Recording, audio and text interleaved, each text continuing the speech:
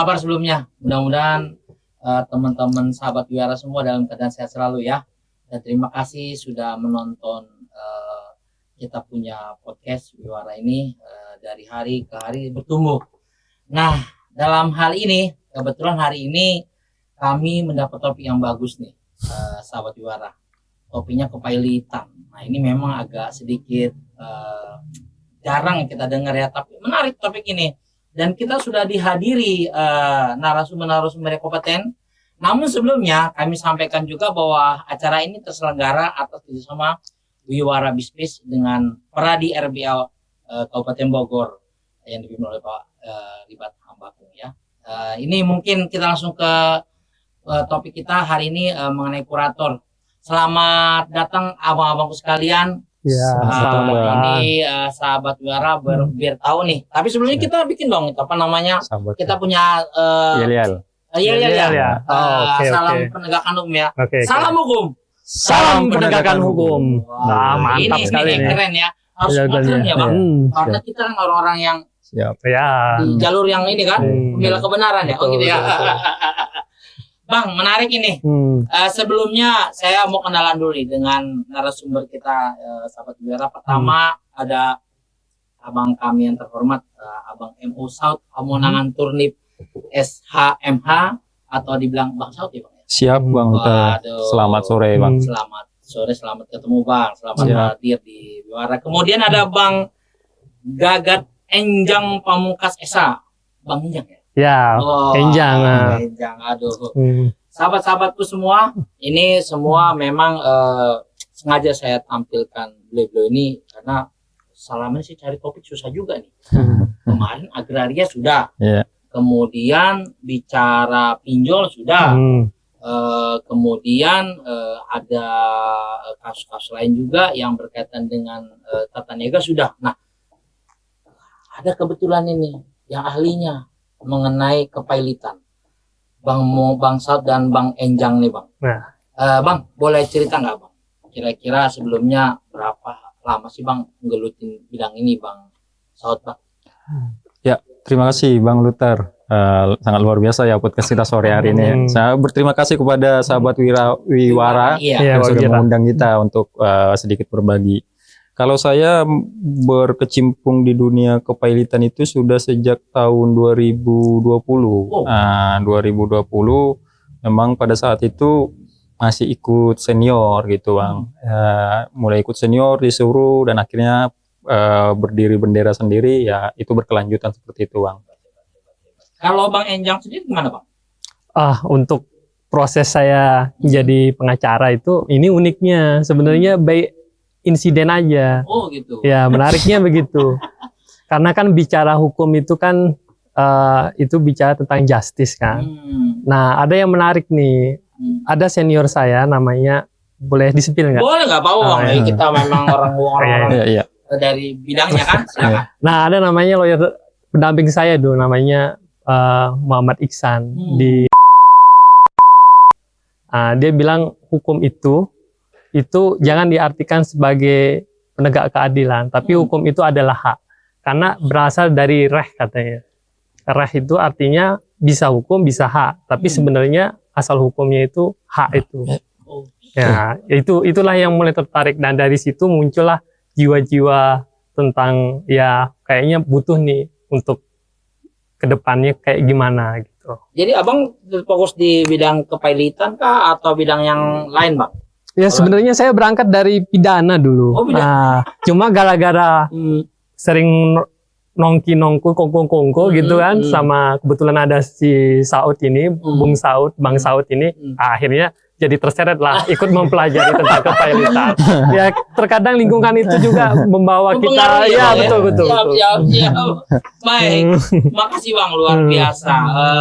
Bang Saud, banyak orang nggak mengerti apa tuh pailit. Taunya, wah gue pailitin lo, bikin lo nggak bayar lo. Nah, sebenarnya kepailitan apa sih Bang? Iya, pertanyaan menarik Bang. Jadi saya sedikit tarik dulu, pernah ada orang konsultasi ke saya, dia bilang Pak, saya ini sudah pailit. Bilang, apa buktinya?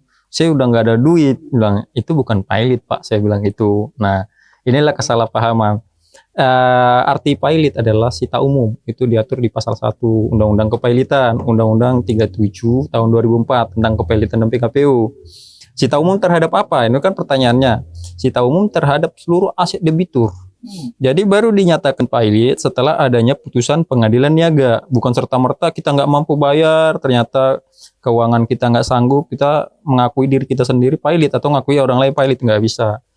Pilot baru sah ketika ada putusan pengadilan yang memang sah menyatakan seseorang baik debitur itu baik perorangan maupun badan hukum memang benar-benar pilot, seperti itu. Itu dasar sederhananya Bang, pengertian sederhananya tentang kepailitan. Oh berarti nggak serta-merta ya? Iya. Panjang juga prosesnya Bang ya? Iya betul. Tadi kan dasar hukumnya Abang sudah sebutkan.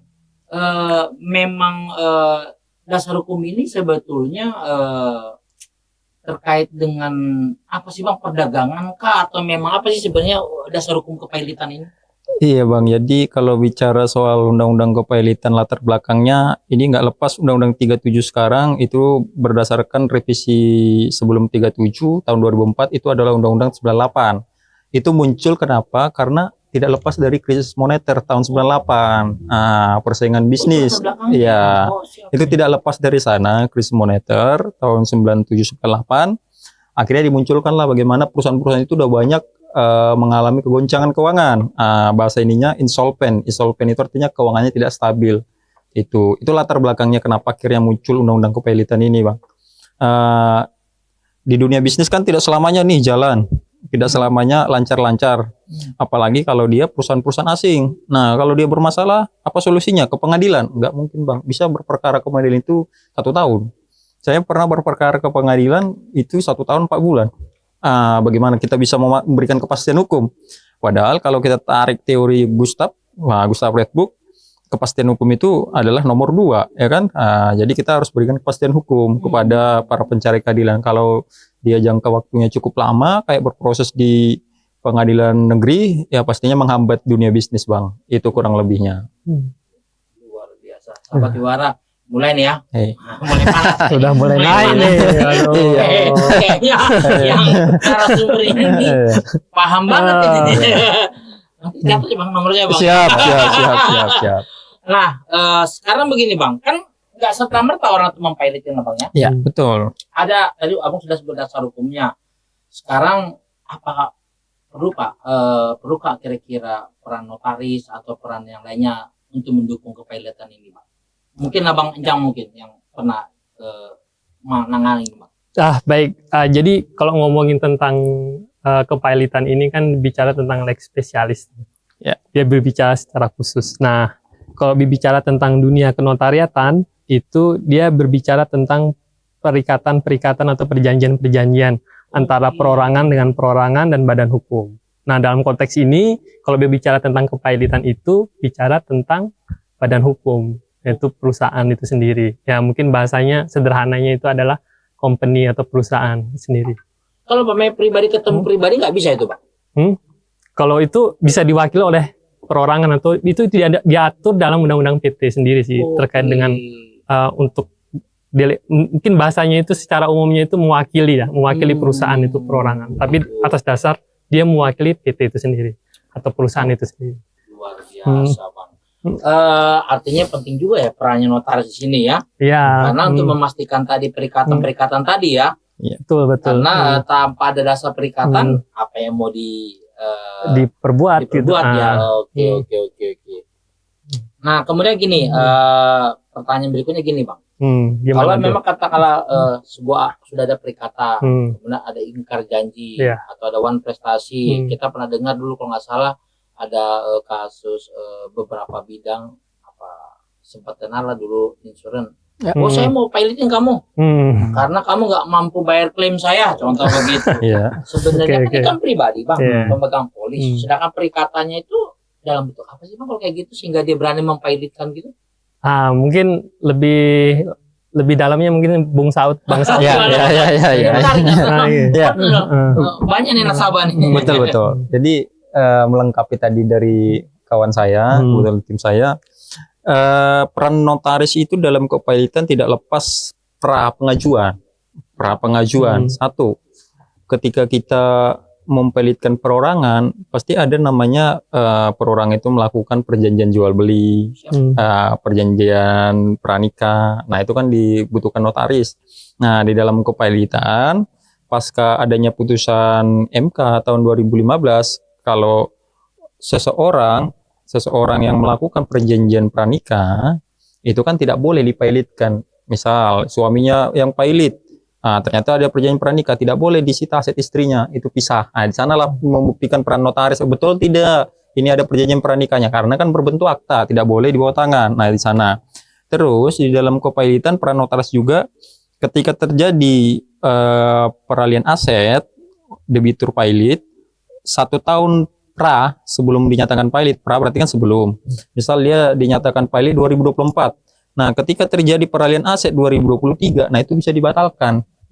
Nah, dijadikan daftar modal pailit dari pihak ketiga. Itu nanti perannya kurator. Tapi tetap bersangkutan dengan si notaris karena dia yang membuat akta. Nah, semua kan akta si notaris yang membuat.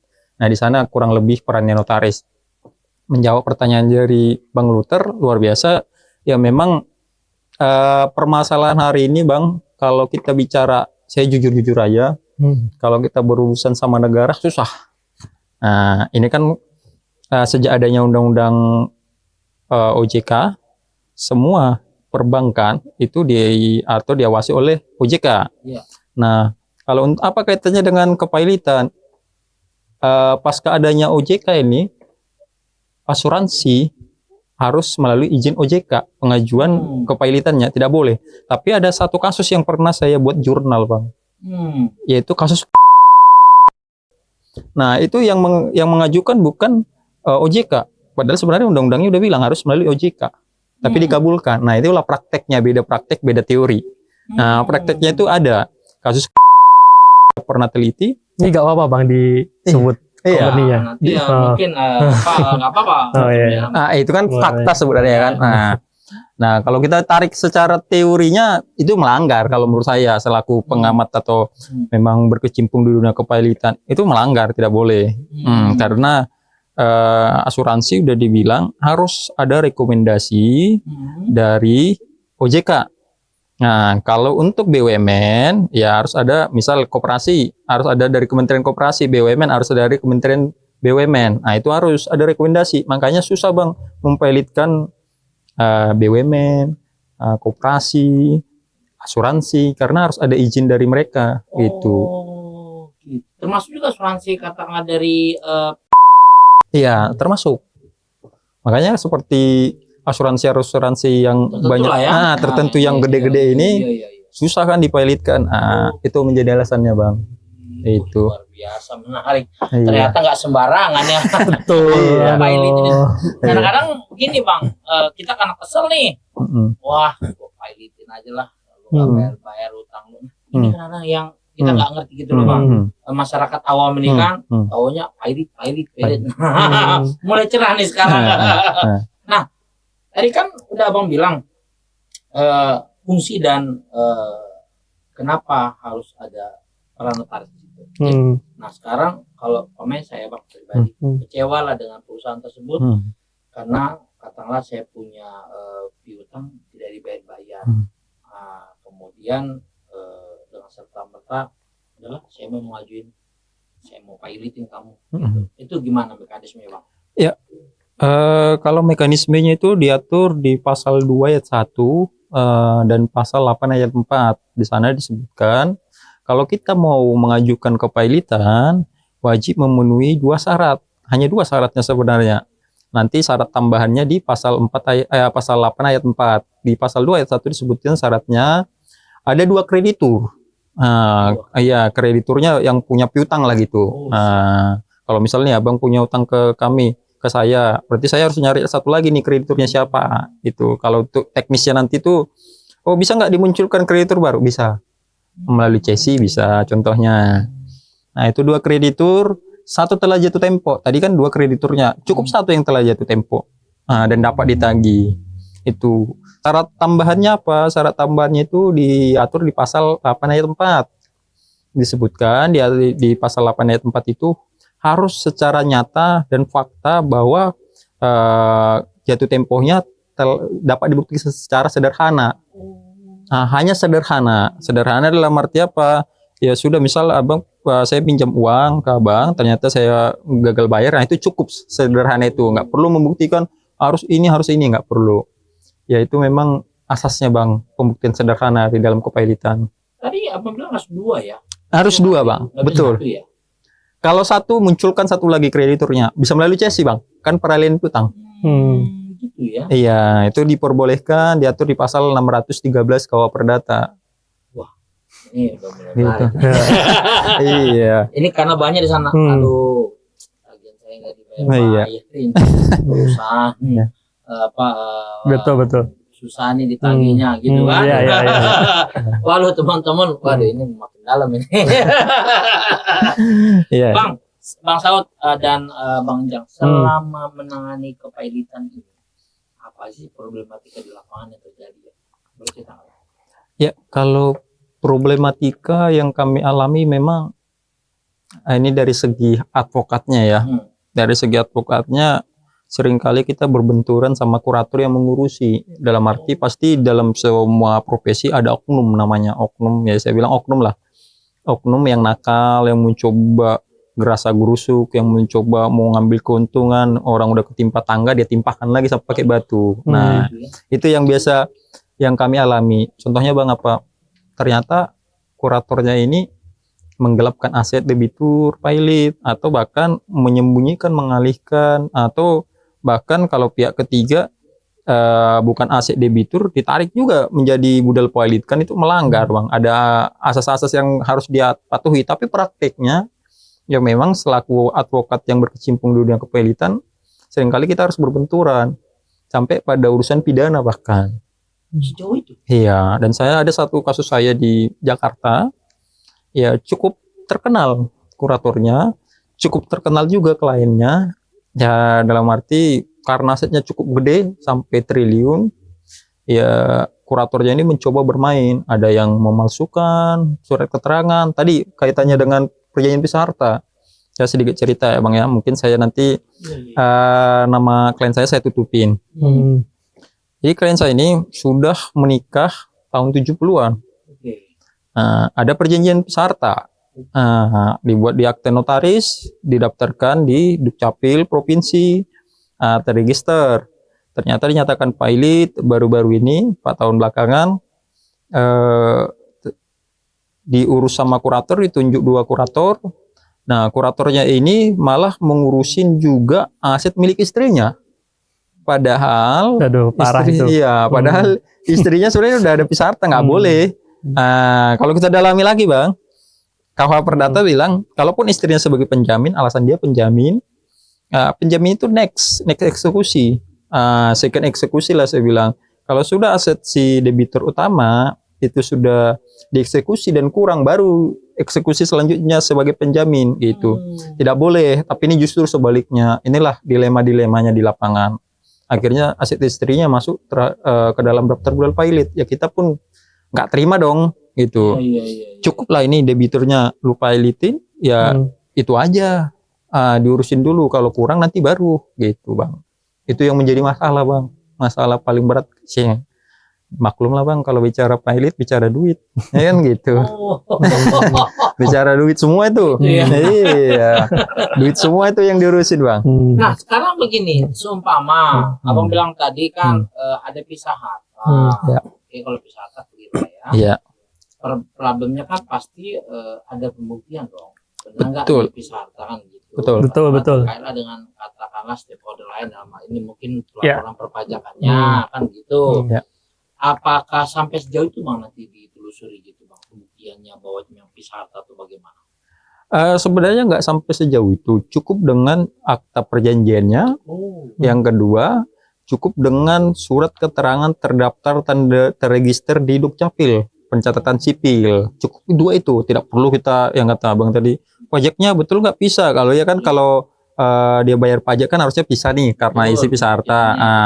Wajib pajaknya kan berbeda. Tidak terperinci itu bang. Cukup dengan 2 dengan katakanlah ada catatan dari notaris bahwa dia pisah harta begitu. Akte notaris satu, yang kedua catatan dari Dukcapil. Jadi itu memang bang Kalau kita buat perjanjian pisah harta harus terdaftar di Dukcapil dan terregister. Kalau dia nggak terdaftar nggak bisa itu.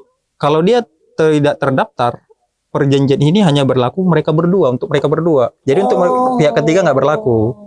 Oh, nah, penting juga berarti dicatat di Dukcapil. Betul, ya, betul. Oh, siap. Waduh, ini menarik ini karena di benak saya selama ini yang penting pisah harta diaktekan di notaris selesai begitu. Ternyata enggak ya. Harus dibuktikan juga di Dukcapil. Betul. Ya? Karena ada semacam statementnya di Dukcapil gitu ya. Jadi itu asasnya asas publikasi. Ya, publisitas. Nah, jadi dianggap kalau sudah terregister pihak ketiga itu udah mengetahui dan berlaku untuk pihak ketiga. Jadi kalau enggak itu dilakukan hanya mereka berdua. Namanya Bang, kalau misal ada pihak ketiga, ini saya nggak ngaku ya, bisa itu sah bahwa pihak ketiga nggak mengakui. Karena tidak terregister. Tidak ada pengakuan negara di situ. Ya. Betul, tidak ada stempel negara. Bisa ya. Waduh, luar biasa ini. Keren. Gitu. Jadi biar tahu nih saudara-saudara ya, sahabat Wiwara, ternyata kalau kita katakanlah ada yang berusaha untuk mempilotkan, kalau memang aset kita pisah harta harus jelas, harus clear. Karena kalau tidak berarti harta bersama itu dianggapnya ya gitu ya Bang. Mungkin ini ya malum saya kurang paham. Oke, sekarang begini, kan tadi Abang udah bilang bahwa tidak serta-merta setiap orang itu mengajukan kepailitan. Ada kriteria tertentu dan syarat-syarat tertentu yang kita penuhi kan gitu kan. Nah, sekarang begini. Katakanlah sudah terpenuhi, sudah ada putusan pengadilan. Kemudian kita mau mengeksekusi. Apa Bang kira-kira problematika atau katakanlah kendala-kendala yang dihadapi dalam menangani kepailitan selama ini Bang di lapangan Bang? Iya, kalau sudah dinyatakan pailit nanti kan ditunjuk kurator tuh. Wah, kurator untuk mengurus dan membereskan, namanya mengurus dan membereskan budal pailit atau harta pailit tadi. Nah, kendala kita tidak lepas dari tadi Bang, karena kita kalau dari segi advokatnya, kita pengacara debitur ataupun kreditur, ya kurator ini kan tadi indikasi ada permainan. Nah, di sana kita yang harus hati-hati karena kurator itu wajib membuat laporan per 3 bulan Bang. Jadi kita harus memahami kurator itu harus membuat laporan ke Hawas, hakim pengawas. Nah, kita selaku advokat kita harus bisa minta ke Hawas melalui pengadilan niaga laporan per triwulannya mana. Nah, itu untuk mengawasi atau membatasi kerja-kerja si kurator maupun hakim pengawas yang mencoba nakal gitu Bang. Nah, kendalanya biasanya kalau perkara pailit itu lelangnya itu sangat lama. Apalagi kalau asetnya itu tanah dan bangunan atau pabrik yang luas itu mungkin nilainya ratusan miliar sampai triliunan kan susah mencarinya. Itu yang buat akhirnya lama selesainya perkara kepailitan. Karena dia kan harus sita umum lelang. Nah, memang diperbolehkan Bang jual di bawah tangan, tapi setelah dilakukan lelang terlebih dahulu. Misal udah 3 kali lelang nggak laku-laku, ya udah jual di bawah tangan, boleh. Tapi kan lama. Proses lelang pertama berapa bulan, proses lelang kedua berapa bulan, itu. Proses lelang ketiga berapa bulan, bisa bertahun-tahun. Kayak yang saya pegang sekarang ini, dia belum kelar, udah hampir 5 tahun. Belum kelar. Nah, itu kendalanya. Jadi kita harus tetap mengawasi. Selama itu kan, selama 5 tahun, kita pasti agak-agak lupa tuh.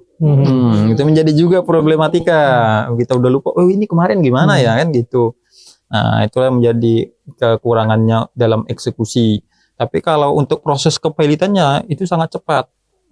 Hitungan bulan dia harus sudah putus karena tadi pembuktian sederhana tadi. Kalau tidak sederhana langsung di-cut sama hakim, harus dia langsung ditolak. Sebentar Bang. Tadi Abang bilang untuk proses peradilannya itu ada jangka waktunya ya? Iya.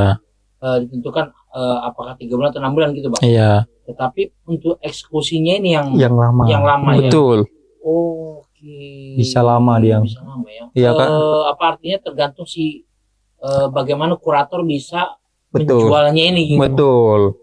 Kalau dari segi kuratornya ya itu loh, kalau misalnya saya disuruh jadi kuratornya, pasti kendalanya ini asetnya mahal banget nih, belum lagi asetnya nanti ternyata nggak punya nilai tawar, posisinya sangat jauh, terpencil, jadi ketertarikan pembeli kan kurang gitu Bang. Jadi itu yang menjadi kendala kalau di lapangan. pernah nggak Bang terkait dengan pilot ini terkait dengan money laundry? Kalau ya menarik sih nih. Bisa nggak coba mengalami gimana Bang? Kalau itu kan mungkin kita nggak fokus ke sama money laundry-nya, tapi kalau kemungkinannya dibilang pasti ada Bang. Kenapa? Misalnya aset Bang yang kita jual nilai 1 triliun, ya banyak kan sekarang uang-uang dari hasil-hasil kejahatan pura-pura beli lelang. Nah, dibilang aset lelangnya kan harga murah kan begitu. Aduh. Tapi kita nggak bisa gitu. Waduh, ini hati-hati jangan ditiru. Iya. Bisa aja. Begitu ya, iya. Bener. Apalagi lelangnya murah lagi ya, dia punya value bagus lagi ya. Siapa yang nggak tergiur? Ya, bener. Betul. Wah, luar biasa ini. Lalu sebenarnya gini Bang, ada nggak kendala di lapangan pada waktu kita mendiskusi? Ada yang keberatan, ada semacam penolakan begitu Bang?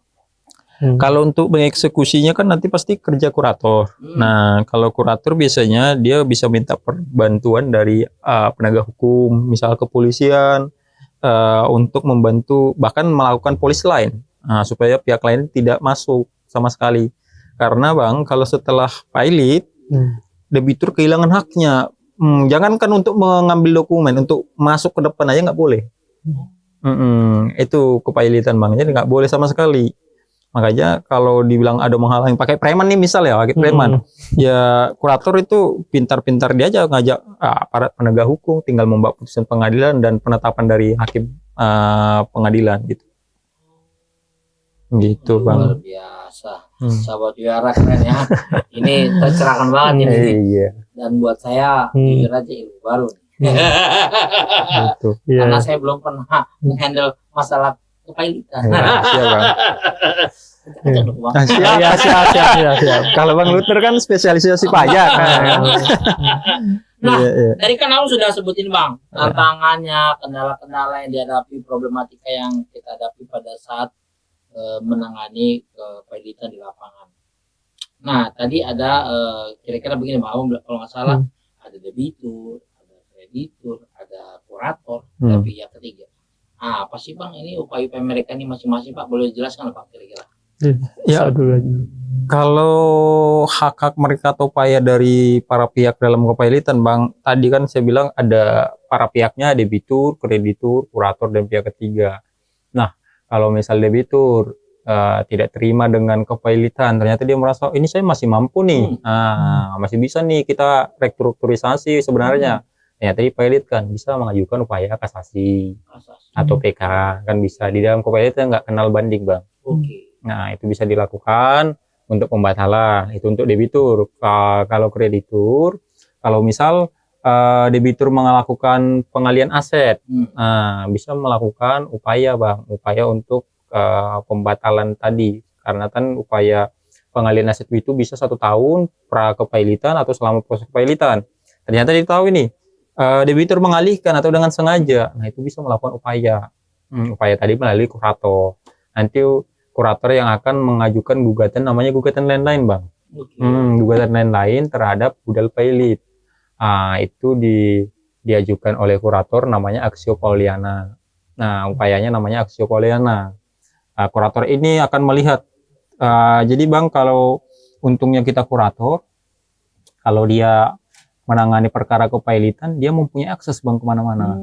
Jadi dia bisa menyurati bank untuk memblokir perpajakan dan lain sebagainya. Dia punya akses, dia diperkenankan dan diperbolehkan. Nah, kurator nanti, ternyata dia punya aset di sana. Kesulitan kita selama di pengadilan negeri kan kita nggak tahu aset. Kita nih menang, misalnya menang di pengadilan negeri. Seringkali saya lihat teman-teman itu menang di atas kertas karena dia nggak tahu asetnya yang mana. Nah, itulah bedanya sama kepailitan. Kurator yang punya akses, bisa nanti dia telusuri mana aja asetnya, itu Bang. Jadi kalau dibilang kepailitan ini upaya yang luar biasa. Nah, next selanjutnya kalau untuk pihak ketiga nih. Kalau pihak ketiga, misalnya Abang punya harta, ternyata dimasukkan ke dalam daftar pilot.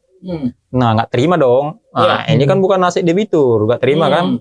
Ajukan Bang, namanya gugatan lain-lain terhadap daftar budal pilot. Nah, kalau tadi dari kurator itu nama Axio Poliana. Kalau dari kita namanya gugatan lain-lain terhadap budal pilot, daftar budal pilot. Itu memang dibagi jadi 4, Bang. 4 jenis gugatan lain-lain ini. Pertama, Axio Poliana, yaitu gugatan yang diajukan oleh kurator kepada pihak ketiga. Yang kedua, yang diajukan oleh pihak ketiga terhadap tindakan kurator yang memasukkan gugatan lain-lain ke dalam memasukkan harta pihak ketiga ke dalam daftar budal pilot. Yang keempat, keberatan terhadap daftar budal pilot itu sendiri. Nah, yang ketiga, yang keempatnya itu saya lupa yang keempatnya ini ada satu lagi, Bang. Jadi ada 4 sebenarnya upaya yang bisa dilakukan dalam gugatan lain-lain begitu. Itu, Bang, upaya yang bisa dilakukan. Kalau misalnya Bang Luther nanti, Bang, ternyata tanah saya di sana dimasukkan nih, disita sama kurator. Nah, itu bisa kita lawan. Bisa kita lawan. Bisa. Karena sebenarnya kita maaf yang ngomong mungkin hanya meminjamkan kali ya. Betul. Betul, itu sering terjadi, Bang. Sering terjadi ya. Iya. Karena aset tersebut kita pinjamkan dan dicatatkan di pembukuannya si katakanlah yang dipilotkan oleh kurator, itu dianggap sebagai asetnya perusahaan yang dipilotkan. Iya. Ngerti saya. Berarti nggak sembarangan dong ya? Iya, nggak sembarangan. Itu. Aduh. Itu secara paham. Wah, ini menarik ini sahabat-sahabat Wiyara, luar biasa menarik sekali nih. Ternyata mohon hati-hati ya. Kalau katakanlah punya aset dipakai orang lain, pastikan aset tersebut tidak dicatatkan sebagai aset perusahaan yang meminjam. Iya, betul. Karena kalau terjadi katakanlah nanti dispute dalam hal ini kepailitan, bisa diskusi ya, Bang. Betul, bisa dieksekusi, Bang. Penjamin. Banget itu yang punya itu ya. Itulah, Bang. Itulah resikonya. Banyak kan, Bang, kalau di masyarakat itu terlalu mudah, Bang. Jadi dia pinjam dulu sertifikatmu atau sertifikat rumah atau tanah, agunan ke bank. Tiba-tiba nanti dia ada masalah, ya itu dieksekusi. Nah, itu dieksekusi padahal hanya karena nolong teman, modal belas kasihan, modal percaya. Nah, dikasih sekian rupiah aja dari sekian persen dari nilai, akhirnya dieksekusi. Banyak kejadian, Bang. Ya, banyak. Makanya harus hati-hati sih. Iya. Pelajaran tuh sahabat Wiyara, hati-hati ya. Nominal juga hati-hati. Iya. Pinjam nama. Benar-benar saya saran kalau berdasarkan info dari Bang Saud tadi, aduh saya jadi worry juga nih. Kebetulan saya nggak punya sih. Tapi sekedar mengingatkan ya. Nah, sama ini Bang. Contoh, saya punya info mengenai satu perusahaan, di mana perusahaan itu dipilotkan. Saat ini ditangani oleh kurator. Kebetulan masih ada tunggakan dalam hal ini beban atas gaji karyawan. Kemudian katakanlah beban pajak. Kemudian ada beban lain lah terkait dengan pihak ketiga. Kalau secara kepailitan, mana sih yang prioritas harus dibayarkan, Bang? Kalau boleh tahu? Oke. Kalau di kepailitan kan ada 3 jenis kreditur nih, Bang. Nah, yang pertama kreditur separatis atau kreditur istimewa. Itulah itu kreditur yang pegang hak tanggungan biasanya, hak tanggungan, fidusia, hipotek dan lain sebagainya. Contohnya apa tuh, Bang? Contohnya bank gitu, misalnya lembaga keuangan yang memang dia dibebani hak tanggungan gitu. Itu yang pertama. Kalau preferen itu pasca ada putusan MK, sekarang pekerja atau karyawan, nah itu masuk sebagai kreditur preferen. Preferen. Jadi diutamakan dulu sebelum ada putusan MK, karena kan Undang-Undang Ketenagakerjaan memang bilang kalau pekerja ini diutamakan, tapi bertentangan karena secara lex spesialis, Bang, Undang-Undang Kepailitan. Nah, akhirnya diujilah di MK, dikabulkanlah bahwa mereka masuk sebagai kreditur preferen, termasuk yang diutamakan. Nah, kalau kita urutkan tadi, yang paling utama itu satu pastinya fee kurator. Fee kurator. Nomor 1. Pajak. Pajak ini nomor 2. Pajak wajib, Bang. Kalau bicara pajak, Bang, makanya saya bilang, kenapa orang udah pilot tapi masih pajaknya dikejar-kejar? Nah, menangis kita, Bang. Lalu kemudian apa, Bang? Baru kreditur separatis tadi, baru kreditur preferen, terakhir kreditur konkuren. Sekarang begini, Bang. Tadi Abang kan bilang sudah tadi urutan-urutannya. Katakanlah aset perusahaan ini 100 miliar.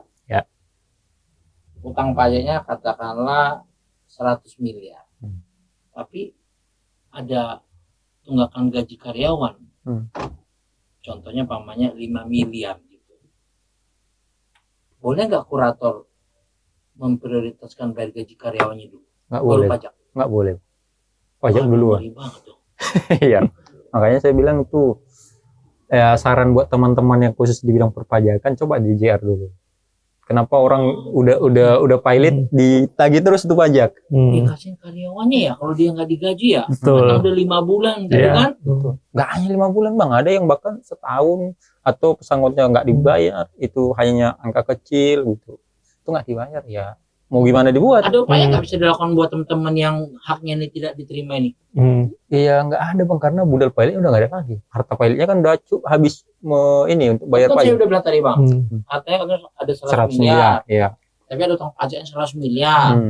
Nah ada tunggakan buat gaji 5 miliar.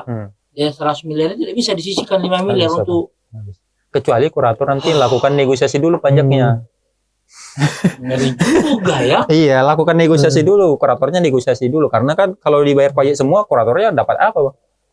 Oh, iya. Paham saya. Berarti key-nya dari kuratornya juga. Iya, karena kan dia yang bertugas sepenuhnya, bang. Dia yang punya hak untuk melakukan upaya apapun, untuk menempuh upaya pun, dia yang diberikan kewenangan, bang. Kalau kurator ini yang profesi yang cukup paling penting lah di sini kepilotan ini. Enak banget jadi kurator ya. Enak bang. Ada yang berminat. Iya, yang berminat masuk kurator bang.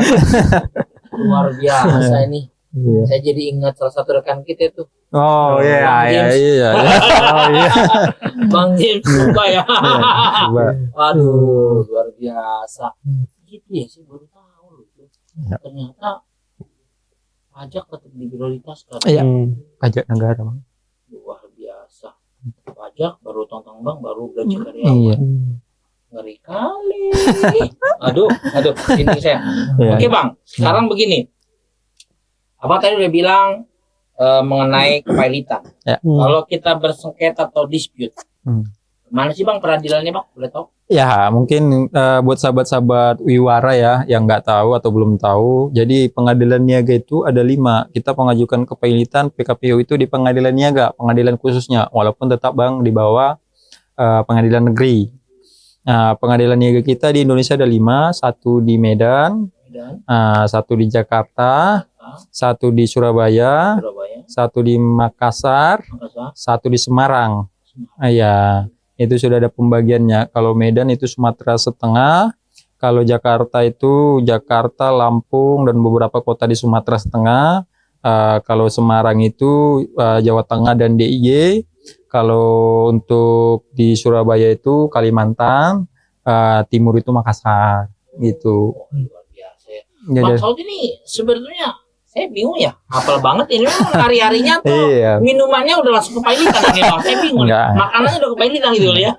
Apa yang diobrolkan, nah itulah ilmu kepailitan yang muncul. Luar biasa. Saya nggak nyangka loh ternyata beliau ini sahabat Wiwara ya. Saya tahu banget rekam jejak beliau ini. Karena kebetulan kami satu komunitas dan beliau ini banyak kasih inspirasi buat kita teman-teman para lawyer ya, terutama khususnya mungkin yang masih tahap baru belajar lah kita bilang ya. Beliau ini buat saya mendidik secara edukasi, makanya luar biasa. Kita ngulik-nguliknya nggak salah nih, nggak salah narasumber. Coba bang, sekali lagi bang, sahabat Wiwara gitu bang. Hai sahabat Wiwara. Aduh saya semua nih. Sia-sia saya ngundang. Iya bang. Bang Saud dan Bang Injang. Oke bang, ini menjelang terakhir kita ngobrol-ngobrol nih. Apa sih bang isu terhangat kepailitan saat ini, terutama mungkin yang dirasakan langsung oleh sahabat-sahabat Wiwara atau katakanlah pihak-pihak di luar sana lah? Ya, kalau isu terbaru bang, terhangat ini masih hangat sekali. Itu adanya surat edaran Mahkamah Agung bang, nomor 3 tahun 2023, itu baru disahkan itu bulan Desember 2023, baru digunakan secara aktif 2024. Nah, di sana bang, Mahkamah Agung bilang ya pada poin 2-nya bahwa terhadap developer atau pengembang perumahan atau rusun, pengembang rusun ataupun apartemen itu tidak bisa dipilotkan karena tidak memenuhi unsur sederhana. Nah, bahasanya seperti itu. Nah, bagi orang-orang berkecimpung di dunia kepilotan, memang ini menjadi dilema, Bang. Walaupun sebenarnya prinsip SEMA itu kan berlaku untuk internal Mahkamah Agung, bawahnya. Tapi kalau kita berperkara pengadilan niaga, yang memeriksa mengadili siapa? Ya orang-orang Mahkamah Agung. Nah, otomatis kita berdampak juga kan, SEMA ini. Nah, di sana kayak dibatasi, Bang, dibatasin hak konsumen. Nah, padahal tadi saya bilang di awal, kalau Undang-Undang 37 2004-nya di pasal 2 ayat 1 cuman dibilang cukup 2 kreditur. Satu telah jatuh tempo dan dapat ditagih, dan di pasal 8 ayat 4-nya disebutkan pembuktian sederhana. Nah, kan hanya itu doang syaratnya. Kenapa harus dibatasi kan begitu, Bang? Nah, secara tidak langsung ini udah melanggar hak lah ini. Misal kita hak kreditur, kita punya utang, kita melanggar hak kita sudah dilanggar ini sama SEMA ini, dan itu nggak boleh sebenarnya, Bang. Dan ini yang saya miriskan juga sebenarnya, apa sih menjadi pertimbangan Mahkamah Agung sudah mengeluarkan SEMA ini, walaupun mereka selalu berdalih ini untuk internal, ya nggak bisa karena kan kita termasuk akan berperkara di sana, kita akan berdampak. Nah, itu ketika membaca itu ada satu jurnal saya udah terbit tentang itu, Bang. Mungkin nanti bisa buat sahabat-sahabat Wiwara bisa baca-baca, nanti saya share ke Bang Luther. Jurnal saya itu terbit di Sinta 3 kemarin sama teman kerjasama, itu tentang analisa bagaimana posisi SEMA ini, SEMA nomor 3 tahun 2003 ini terhadap kepilotan. Karena kita bicara ada juga asas, Bang, asas namanya kan asas lex spesialis. Nggak boleh kita tunduk kepada SEMA. SEMA ini apa posisinya? Kalau kita bicara hierarki perundang-undangan, dia di mana posisinya? Nggak ada, nggak berlaku. Nah, itu surat edaran ya? Iya, surat edaran. Walaupun sifatnya surat edaran itu kan surat edaran perma, itu berlaku internal mereka. Tapi kalau dibilang internal, kalau kita berperkara pasti berhubungan sama kita juga, berdampak juga, Bang. Betul, akan mengacu ke situ juga. Betul, wajib. Karena kan dibilang harus mematuhi. Ya, kita yang akan dirugikan, Bang. Nah, tinggal kan sebenarnya undang-undang udah bilang secara fakta, ya untuk menentukan fakta ini ya nanti di persidangan. Nah, jangan langsung ditolak, kan gitu. Buktikan iya, buktikan dulu persidangan kalau sederhana atau enggak, kan gitu. Kalau SEMA ini kan kalau dia mengajukan atau termohonnya developer, kalau saya ini ya, Bang, ya menyimpulkan atau menarik kesimpulan dari SEMA ini, kalau kita mengajukan ternyata developer termohon, pengadilan niaga membaca siapa termohonnya, developer, langsung ditolak. Kalau saya menyimpulkan ke sana pun nantinya, kalau kita mintanya, oke, SEMA ini berlaku, tapi tetap diperiksa di pengadilan. Diberi kesempatan lah ya untuk betul, ya. Sederhana atau enggak kan begitu. Nah, tinggal apa salahnya gitu? Apa salahnya memberikan kesempatan kepada pemohon untuk membuktikan bahwa ini pembuktian sederhana, bahwa ini memang faktanya sederhana, bisa dibuktikan sederhana, nggak usah panjang kali lebar gitu, Bang. Di situ ada di pertimbangan Mahkamah Agung mengenai kenapa terbitnya SEMA tadi, Bang? Kalau saya baca, Bang, itu hanya mereka merangkum beberapa putusan yang memang menjadi pertimbangan mereka, bahwa ada beberapa putusan yang termohonnya adalah developer, itu ditolak semua karena tidak memenuhi pembuktian sederhana. Makanya mereka simpulkanlah mungkin, Bang.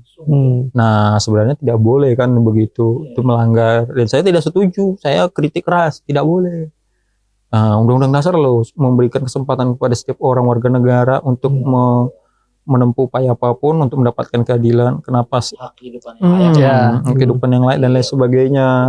Undang-Undang 37 juga udah bilang, kenapa kita harus menghalang-halangi, kan begitu, Bang. Itu, Bang, saya masih meminta lah kepada Mahkamah Agung, kalau membuat sesuatu tolong dipertimbangkan lah itu berbagai aspek, baik si pemohon ataupun termohonnya, coba dipertimbangkan apakah merugikan atau enggak. Kalau gini kan jelas-jelas merugikan. Ini sekarang Abang punya jurnal ini sudah tayang ya? Sudah terbit. Artinya bisa disampaikan juga ke Mahkamah Agung bahwa kita punya pendapat lain lah gitu ya. Iya. betul Bang. Oh. Itu saya terbitkan kemarin di Fakultas Hukum Universitas Riau, Sinta ya 3. Nah itu bisa teman-teman sahabat Wiwara bisa baca di sana. Nanti saya kasih linknya. Saya kasih pendapat di sana bagaimana pandangan-pandangan secara hukum tata negara juga, bagaimana pandangan secara hukum perdata juga. Nah posisi SEMA ini di mana dan apakah merugikan atau tidak gitu. Dan saya bahkan mau minta pendapat ahli. Nah, saya di dalam jurnal saya minta pendapat Dr. Andre Sitanggang. Nah, salah satu kurator senior. Saya minta pendapat beliau tentang SEMA nomor 3 dan beliau bilang juga ya tidak setuju atas SEMA ini dan bagaimana nanti teknis di lapangannya ketika SEMA ini diberlakukan gitu, Bang. Itulah menjadi isu-isu yang masih dibahas, Bro. Berarti ada kemungkinan akan dilakukan upaya judicial review atau bagaimana tuh Pak kira-kira? Nah, kalau kita mau judicial review kemana Bang? SEMA ini nggak ada posisinya. Ada posisinya. Iya. Hierarki perundang-undangan di mana? Undang-undang bertentangan dengan undang-undang dasar MK. Undang-undang peraturan perundangan yang di bawah bertentangan dengan undang-undang di atasnya di MA. Terus SEMA ini di mana posisinya? Kan nggak ada. Kekuatan hukumnya yang iya, nggak ada. Pondasi dia nggak ada sebenarnya Bang. Kalau saya bilang nggak ada pondasinya. Itu. Menarik. Wah luar biasa sahabat Wiwara. Nggak kerasa ini hampir 1 jam gara-gara ngurusin kepailitan ini. Iya. Bang nanti aku undang lagi nggak apa-apa ya Bang? Siap, ini bisa. Kayaknya luar biasa nih narasumber ini. Muda, energik, smart. Saya jujur luar biasa Bang Saud dan Bang Enjang. Waduh terima kasih banyak. Tapi ini Bang, sebelum kita akhiri nih, kita punya bincang-bincang podcast hari ini Bang. Kesan dan pesan Abang terhadap kepailitan itu kira-kira bagaimana Bang? Mungkin kalau bicara pesan-kesannya, saya cuma satu kata Bang, revisi. Oh. Nah, saya bisa nggak saya jelaskan ini Bang? Boleh. Jadi Bang, waktu saya S1, S2 saya kebetulan tentang kepailitan juga Bang. Jadi waktu S1 saya mengangkat tentang kepailitan lintas batas, khusus di ASEAN. Nah, kalau di Eropa ada peraturan bilateral, mereka mengatur apa aja syarat-syarat kepailitan. Nah, putusan pengadilan niaga negara A dengan pengadilan niaga negara B itu saling mengakui. Nah, di Indonesia belum. Dan di Asia Tenggara yang sudah melakukan itu adalah negara Malaysia dan Singapura, yaitu perjanjian bilateral. Sedangkan Thailand ikut dengan Eropa kalau tidak salah. Kalau kita bicara aturan, udah ada namanya Bang UNCITRAL Model Law. PBB sudah mengatur itu Bang, tapi lagi-lagi Indonesia belum. Nah lucu jadi Indonesia Bang, undang-undang kepailitannya tidak membatasi berapa minimal nilai utang bisa mengajukan pailit. Kalau di Malaysia, kalau saya konversi itu sekitar 1,5 M. 1,5 minim. Iya, minim. Tidak boleh di bawah itu. Kalau kita di Indonesia berapa pun bisa. Berapa pun bisa. Cukup tadi syaratnya 2 kreditur 1 telajah repo. Gitu doang. Ya kan lucu. Jadi orang-orang memang jadi salah menggunakan upaya kepailitan ini. Nanti dia kesal, oh ya, nggak apa-apa lah. Utangnya cuma 100 juta, asetnya puluhan miliar. Udah lah, nggak apa-apa. Yang penting kan 2 kreditur. 1 telajah tempo dan dapat ditagih. Bisa dipailitkan. Nah kan, jadi bagi pengusaha ini jadi momok menakutkan Bang. Momok menakutkan karena kalau udah pailit ya jelek perusahaannya. Mau nggak mau untuk berkembang lagi, untuk maju lagi udah susah. Kredibilitas portofolio semua udah hancur. Ya, itu yang dihindari pengusaha. Makanya bagi dunia bisnis pasti dia bilang, udahlah nggak usah pailit, kita damai-damai aja. Ya kan, tapi masalahnya kan yang punya utang terkadang lebih garang daripada yang punya piutang. Ditagih dia yang marah-marah. Mau nggak mau ya kita pailitkan aja. Tapi ya memang itu perlu Bang, harus direvisi. Saya bilang kepada organisasi-organisasi kurator di Indonesia, ada 3 sekarang, AKPI, IKAPI, HKPI. Tolonglah kita sama-sama bergandengan tangan, kita revisi undang-undang kepailitan ini. Walaupun saya sudah pernah diskusi dengan beberapa kurator senior, kayak Bang James Purba, Bang Dr. Ricardo Simanjuntak, Bang Jimmy Simanjuntak, dan lain sebagainya. Nah itu saya sudah pernah diskusi. mereka sedang menggodok sebenarnya, tapi nggak tahu sampai kapan. Yuk kita revisi undang-undang ini, masih banyak undang-undang kepelitan ini yang bolong-bolong. Nah, bolong-bolong sangat merugikan. Internasional. Iya, belum connect juga dengan undang-undang internasional sentral tadi. Jadi gini Bang, saya pernah menganalisa kasus Merpati Airlines. Nah, kebetulan kalau saya tidak salah, dulu kuratornya itu Bang Tombak Simanjuntak. Jadi dia kesulitan mengeksekusi budal pilot atau harta pilot di Singapura. Nah, dia nggak bisa karena putusan pengadilan kita nggak diakui. Nah, kita hanya bisa mengajukan permohonan, iya kalau dia kabulkan. Nah, kalau sudah ada perjanjian kan Bang, harus satu keharusan. Kalau ini kan lu mau cincin atau enggak kan gitu. Lu berapa, gue dapat berapa kan gitu Bang. Nah, itulah kekurangannya. Akhirnya tidak bisa dieksekusi semua. Banyak juga bahkan jual di bawah tangan dengan harga terendah. Itu kan merugikan. Itu ada kasusnya Bang, itu saya teliti waktu skripsi saya tentang kepelitan lintas batas. Bagaimana urgensinya, saya buat judul urgensi kepelitan lintas batas di ASEAN, khusus ASEAN. Karena Eropa itu sudah ada Bang, perjanjian multilateral Eropa udah ada. Jadi kita kurangnya itu, ya mungkin nanti setelah ada perjanjian itu kita ratifikasi, kita terapkan dan kita revisi Undang-Undang 37 tadi. Nah gitu, itu masih PR kita sesama orang yang berkecimpung dunia kepelitan, baik akademisi juga silahkan kasih saran apa aja gitu Bang. Nah, itu mungkin kalau saya berpesan kepada teman-teman atau senior-senior yang udah lebih senior, yuk kita revisi itu Bang. Waduh, keren. Berarti satu kata kepelitannya revisi. Iya Bang. Bang Saud itu dia. Iya. Kalau Bang Enjang apa Bang? Kalau satu kata mengenai kepelitan Bang? Kalau saya sih sepaket ya sama Abang Saud. Itu revisi tetap revisi. Iya. Karena ini kan bicara tentang kebijakan publik kan. Jadi kebijakan publik itu bukan hanya SEMA tapi juga undang-undangnya juga, karena itu berdampak pada sektor bawah khususnya masyarakat gitu. Jadi memang harus direvisi. Ya, itu aja sih. Siap.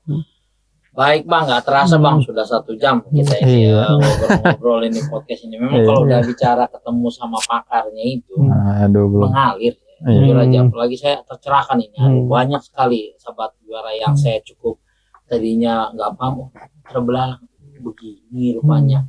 Tapi mungkin ada beberapa yang bisa saya rangkum. Pertama bahwa kepailitan itu tidak serta-merta. Dia ada tahapan-tahapan dilalui. Kedua, kalaupun katakanlah kurator pun melakukan eksekusi, itu pun juga ada skala prioritasnya. Tidak semua bisa dipenuhi karena menurut tadi narasumber kita ada yang mungkin pembagiannya diutamakan apakah ke negara atau mungkin baru pihak-pihak yang lain. Dan yang ketiga yang pasti saudara-saudara jangan pernah mengagunkan atau meminjamkan agunan saudara-saudara kepada perusahaan lain atau usaha lain di mana berisiko apabila kemudian hari terjadi kepailitan akhirnya disita. Dan yang terakhir mungkin ya masalah pisah harta tadi ya. Pisah harta itu harus kita legalkan ya, dalam arti kata catatkan juga ke Dukcapil. Tidak serta-mertanya di tangan notaris saja ya, di tangan notaris, tapi harus juga dicatatkan di Dukcapil. Ini berdasarkan pengalaman dan resume yang saya dapat dari abang-abang narasumber kita ini. Sahabat Wihara, hukum itu harus berasaskan kebenaran. Jadi kalaupun katakanlah kita mau seperti orang katanya bilang dunia tipu-tipu, tidak bisa. Ini memang pembuktian itu menjadi landasan hukum kita. Benar apa tidaknya sesuatu itu kan gitu ya Bang ya. Nah, sampai ketemu lagi kita di acara kita Wihara selanjutnya. Harapan kami semoga bisa mengedukasi terutama mengenai kepailitan, dan apabila sahabat Wihara mendapat kesulitan atau ada pertanyaan mengenai kepailitan bisa menghubungi kami atau nanti menghubungi Bang Saud sebagai narasumber kita. Nanti kita kasih nomor kontak personnya dan Bang Enjang. Kita berharap respon dari sahabat Wihara, silakan di like dan komen serta di share ke teman-teman semuanya yang ada di Indonesia ini. Mudah-mudahan podcast kita ini bermanfaat bagi semua, terutama bagi bangsa dan negara. Itu ya Bang ya. Dahsyat memang pokoknya. Akhir kata kami ucapkan terima kasih buat narasumber Bang Sama-sama. Saud yang kita jangan lupa tutup dengan salam penegakan. Iya. Salam penegakan keadilan. Salam hukum. Salam penegakan keadilan. Iya. Sampai ketemu kembali saudara. Sampai ketemu. Terima kasih. Dah, Terima kasih. Terima kasih. Terima kasih. Bang. Waduh, Bang makasih Luther. Bang. Makasih Bang. Aldo.